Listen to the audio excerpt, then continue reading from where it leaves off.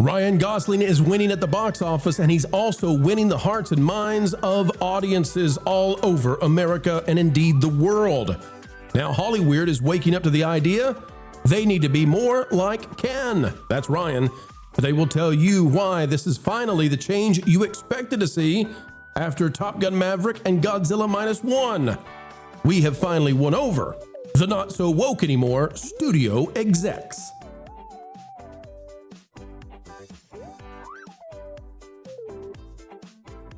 What a day, what a day, what a great day to be joined together in our endeavor to explain entertainment. Keeping you ahead of the culture curve is what we do right here on the Pro Show every single day.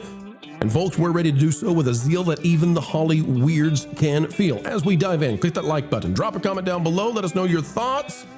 And if you've not yet subscribed to the channel, just know we're working hard every single day to earn it from you. Ryan Gosling is showing celebrities the way, telling fans it's not their job to save the theaters. Hollywood needs to make movies worth seeing. What a thing to say. How great is that? And Marv, you're the author of this one over on Geeks and Gamers, and it seems like this is exploding. This has gone super viral. Marv, how many views do you have on this one right now on geeksandgamers.com? Oh, so on X, the tweet that shared this out has 1.1 million views right now. That is incredible. It has definitely blown up, and I hate that I have got to give credit where credit is due here. This story was pitched by Ryan Kinnell. Ryan, yeah, I like Ryan. There you go. Is Ryan Kinnell related to Ryan Gosling in any way? No, I do not believe so. Oh, that's right. It's the last name. Never mind. I apologize. He might be the bizarro version of Ryan Gosling from Earth 2. Here's the article. It says Ryan Gosling spoke in the voice of the fans when discussing the real issue plaguing movie theaters, the quality of movies coming out of Hollywood. Hollywood keeps asking the wrong question. Why aren't people going to the movies anymore? But Ryan Gosling just gave the real answer, and he didn't dress it up, spin it, or hide it behind industry jargon. Folks, we'll play it for you. Here's Ryan Gosling. 6 years ago, I got the manuscript. The most ambitious thing I'll ever make. It seemed impossible. It was too good not to give it a shot. 6 years later, we did it. Here we are. We're all back in theaters. You gotta love the music behind it, folks. We'll pause it, but it's the only thing stopping us. You know, we would. But anyway, here we go. Here we go. It's not your job to keep them open. It's our job to make things that make it worth you coming out. So you're about to go to another galaxy. Make an alien best friend and save the stars. This movie's for you. This is what we've been saying Hollywood should do for years. And now they're doing it. And I don't know, there may be a backlash in Hollyweird against Ryan Gosling and all this, but I don't think so. I think they're so desperate for salvation at this point. They need someone to save them. And Ryan's up to the task. Ron, I saw a tweet from Real Life Fake Wizard, and he said he's a number one, day one fan now of anything that Ryan Gosling makes because he said this. And I got to say, I'm in the same camp. As long as I can get to the movie, whatever Ryan releases, I'm there. I'm going to go support this because I want to support this strategy more broadly in terms of celebrities saying, our job is to entertain you. And if we do so, we know you'll come to the theaters. And if we don't, it's not your fault. It's our fault.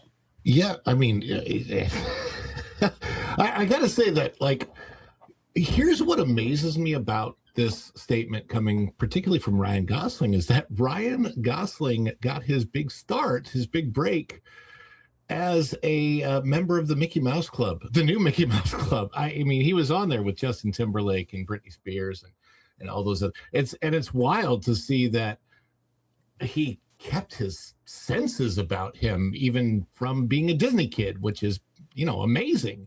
I don't know how he did it, but congratulations to Ryan Gosling for having common sense and actually saying the thing that is 100% true. I mean, it's really that simple. It's goes back to the customer is always right. You know your audience, please your audience. There's so many different sayings that this goes back to, and it does seem like his intelligence in this matter is that he himself has seen that Hollywood has gotten away from creating movies for audiences, and for a number of years, so many quote unquote creatives in Hollywood didn't make movies for the audiences they were trying to satisfy, but only made movies for themselves. Now, I'm not saying there's anything wrong with making art for yourself when it's a personal thing, but when you've got multi-millions of dollars worth of budgets on the line and you're producing for large, companies like Warner Brothers, like Disney, Paramount, whatever, you need to create something that is going to have mass audience appeal and not, slim it down to that target of I want 2% or less of this audience to really, really clamor onto it. The other 98%, well, we'll just preach to them and tell them that they have to. Yeah, I think it's an ideology that I think Hollywood, maybe not just Ryan Gosling, maybe the rest of Hollywood is also starting to wake up to it and realize they need to make movies that have mass appeal so that the companies can make money. And if you give the people what the people want, it's going to come back. It's going to make you money. It's not hard. It's the same idea of why McDonald's doesn't scream at you, depending on your politics, when you come in their door. They just give you a hamburger because that's what McDonald's is for. Hollywood took the approach that they could hate on you and that would be just fine. Culture, we've got a full inversion now, by the way, because remember, at first what they said was that, well, if you don't like it, don't see it. Then what they said was, well, we've got fatigue. It was Star Wars fatigue. Then it was superhero fatigue. Then it was Disney, cartoon fatigue and, Pixar fatigue. And now they're switching around and saying, no, we're going to make you stuff that you actually want. We're not going to subvert your expectations anymore, which was one of the dumbest things they ever tried, to subvert your expectations. No, if I go and I order a delicious, sushi roll, I don't want 3 different varieties of chicken. I want my sushi roll. Don't subvert my expectations. So, culture, is this the turn? Is this what we've been waiting for?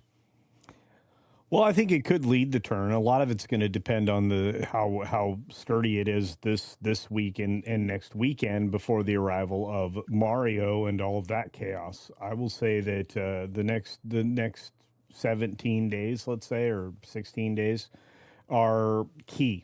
Once we get to the 1st of April, from that point forward, I think we're going to see that, as long as that sticks similar to what we saw from the first film, I think that's the second signal in the right direction. And again, I think we're seeing successive signals starting to stack up, and I think that's what's making Disney with their Marvel and other branded brands get a little panicky. I think Marvin introduced this idea to me a week ago. It's possible that Disney could elect to change the direction of Doomsday, possibly. And we might see a delay in the Doomsday clock that they were trying to, sell us all on.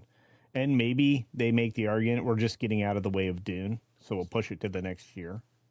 I don't know. It's fascinating. Right as we're talking about that timeline right there, Jumanji 3 just pushed back 2 weeks to be 1 week after Doomsday and Dune, which to me, that is not a vote of confidence in the strength of either of those films for them to open up the week after one of the most critically acclaimed blockbusters of the last few years, and 2, probably the most expensive film of all time so far. So that's a play for Christmas too. That's what they're going after. Well, actually, it opens Christmas Day, so isn't that 2 weeks? Am I Doomsday is December. It's 2 weeks for Jumanji 3. They were on the 11th, and now they're moving to Christmas Day, which is a week after Doomsday or Doomsday, whatever we're calling that. They think they can compete for Christmas against Doomsday. That is amazing stuff. But Jonas, back to this Project Hail Mary thing and what Culture was saying. We've been calling this kind of in a tongue-in-cheek way, but not really. The Barbenheimer idea, Project Hail Mario. Mm-hmm. Yeah. 1/7 of the box office we now believe is going to happen in about 3 weeks between these two films. 1/7 of the box office for the entire year, because it's two not woke movies. And if we were to break this down into profit rather than just revenue, that's where we get into nutty territory. And what we're looking on the screen here, not only did they not go woke, they gave us what we've been begging for, which is practical effects. If we play this is how they're made. No, stop that. Turn the audio off. We don't want that. This is how they made the movie with actual practical effects. Yeah. I mean, this is great. And you can see there the ball that's supposed to be, where the alien's in, and they roll it and they move it and they do all this stuff. But it's actual physical props. It's there. And it's incredible what they've built and they've made. And it feels real and incredible what they've made. Yeah. Right. And again, it goes back to this idea that movies are magic tricks. You have to sell the idea of the trick before you do the trick. Because if you just say, this is the thing that happened, and on screen, how did you get the repulsors to fire on Iron Man's armor? Oh, CGI. Then imagination stops. Oh, who was the person who wrote this song? Oh, are they AI? And then the imagination stops. People care about the creation of the art that they consume. People care that Van Gogh cut his ear off. They don't care that, hey, somebody copied that aesthetic and now you have a Doctor Who style, a Doctor Who Van Gogh style painting. That's neat from a consumer art standpoint. You might decorate your shower curtain with that idea, but that's not something that's going to inspire people to talk for 100 years. Whereas the creation of art, people will talk about that forever. This is why people care about the Muppets and they don't care about Coco Melon. Yeah. Now, and Jonas, on that, on that note, it's one of the things, and this connects, the pop culture, the movies with the parks. It's why I think the parks were unwise, Hollywood studios specifically, to get away from where they were showing how movies are made. Whether even if they were showing how movies were made in the past, you are right. People care about that stuff. It is worth going to see. And when you have a movie like this that you could then come back around and showcase how this was done in a park environment where massive amounts of the public can come and see. It's hands-on, it's the touch, it's the feel, it's the going to see the show where you see how the Foley artists make the sound, all of that. It's visceral. And when you have a movie that's made in this fashion, that's visceral and it draws you in to the entertainment. And I think there's just something in us where we can feel a movie that's made with CGI. It just there's something that loses that human connection. And a movie like this, Project Hail Mary, it draws you in. And it's probably another thing that Ryan Gosling was talking about, like that they took the time to care about the production elements of this film, and that's going to translate to box office. Yep. Marv, you're the author of an article that's getting likely to be millions of views. I think it's moving the needle. I think Hollywood's going to see the article, and they're going to have to contend with this. So I'd give you the final word. And Marv, if you'd be so kind as to walk us through, I think Ryan Gosling might be the anti-Zegler, whereas Zegler comes out and says, I'm the winged victory, and everybody's going to line up and see me. Ryan Gosling is saying, I'm going to earn it. Yep. I'm going to earn it. And that's a complete inversion of where we've been. Ryan Gosling has verbalized a fundamental truth of any business, whether it's movie theaters or whether it's convenience stores. We serve an audience. You are that audience. You are in charge. It's like what you always say with, you guys are the superstars. You are the, you are the gigawatts that make this go. He basically said that. He was basically saying, like, it's our job to please you. It is, we are not entitled to your money. We are not entitled to your time. We have to do our responsibility to you. It is not your responsibility to prop this industry up. It is our responsibility to make this industry worth supporting. And that, I think, is one of the most important things a Hollywood celebrity has said in a very long time, and it speaks volumes to the way Ryan Gosling views the audience, not as an adversary, the way so many people do, but as the actual customers who we are trying to please and who we are trying to serve. I think it goes a long way. I think it was an unexpected olive branch between a rising star in Hollywood and the audience they're supposed to serve. I am 100% down with what Ryan Gosling has said here. We must bid adieu for now, but folks, I encourage you, if you enjoyed this kind of video, well, we have plenty more and more on the way every single day. We do it for you.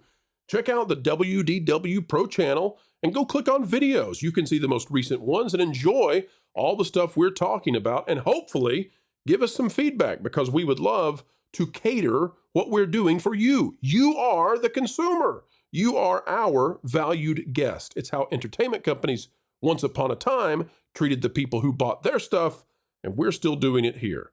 Folks, on the way out the door, consider clicking the like button, share, subscribe, click it, stick it to the algorithms. It is the notification bell. Drop a comment down below. Let us know your thoughts. And folks, as we get ready to say goodbye, we always say this because we think you indeed are special and matter.